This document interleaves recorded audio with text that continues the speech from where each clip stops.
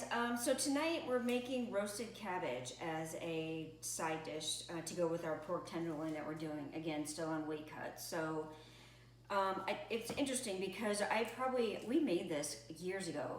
We started doing this and it was really good. And I just thought the other day, we haven't had this in probably 3 years.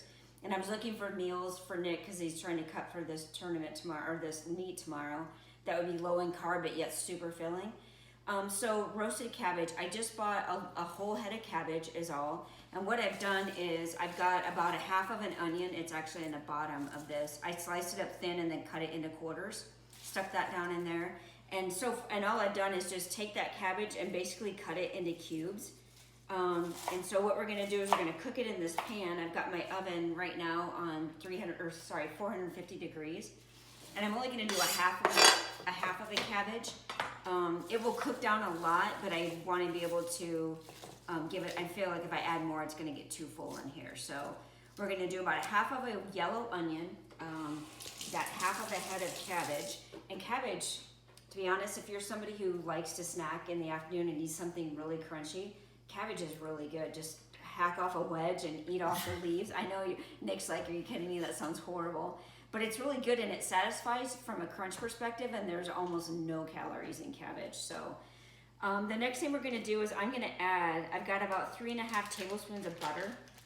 I've sprayed my pan with my cooking spray that I usually use. And I'm just gonna throw this butter right on top. And what this will do, obviously it'll help give it a lot of flavor, but it will just, as the cabbage slowly starts to cook down, it'll start to get a little bit caramelized with that butter in there, and it just gives it a really good flavor. And then we're gonna go ahead, we're just gonna sprinkle it with some garlic salt. And I'll figure out the measurements, but I'm probably using somewhere around a half a teaspoon, and then a lot of black pepper. And I've seen recipes where you can actually take cabbage and make it and cut it thick like a steak and grill it that way. Never tried it. I think it'd be pretty good, especially if you were to add some really good seasoning to it. So I think the last thing I'm gonna do is I'm gonna throw on this some chipotle seasoning because I think it'd be good to kick it up a little bit.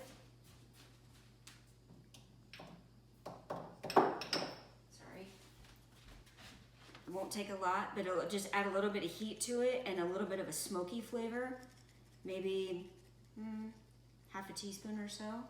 That should be good. Smells good. Yeah. And then I'm gonna toss it a little bit and then I'm just gonna throw it in the oven, and it's gonna cook about 30 to 35 minutes. You'll wanna stir it about halfway through. But when I post the instructions, I'll make sure to be a little bit more exact as I kind of play with it and see what it's gonna take. So, I hope you like it. It would be really good too if you had leftovers, really easy to just reheat.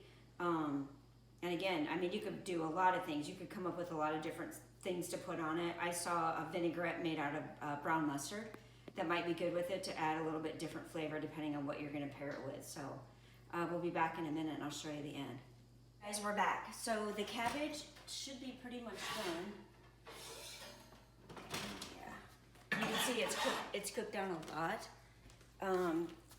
In fact, I probably could have even done that whole head, but the instructions that I wrote up are for a half a head, so I'm pretty sure you and I will probably eat all of this tonight. Yeah, it's really easy, 25 minutes at 450, stir halfway in between, so I'll get the instructions out for all of you.